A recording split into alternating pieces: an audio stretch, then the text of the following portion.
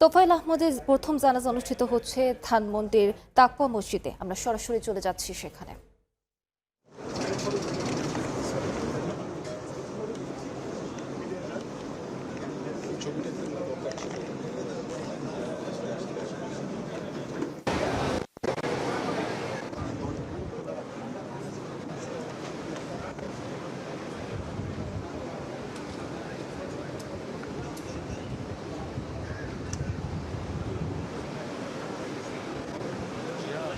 কিছুক্ষণ আগে বর্ষিয়ান নেতা সাবেক মন্ত্রী তোফায়েল আহমেদের জানাজা অনুষ্ঠিত হয়েছে এবং আমরা এখন ধানমন্ডি তাকওয়া মসজিদে আছি এবং এখান থেকে আমরা প্রথম জানাজা অনুষ্ঠিত হয়েছে এবং এই প্রথম জানাজায় কিন্তু আমরা দেখেছি যে সাবেক পরিবেশ মন্ত্রী সহ আরো আওয়ামী লীগের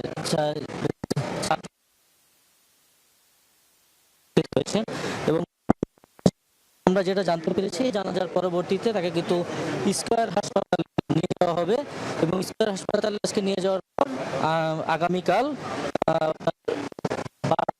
11:30টার মধ্যে তাকে হেলিকপ্টারে নিয়ে যাওয়া হবে ভোলায় এবং ভোলায় সেখানে কিন্তু ভোলায় যখন নিয়ে যাওয়া হবে তারপরে কিন্তু আমরা জানি যে সেখানে দ্বিতীয় হবে।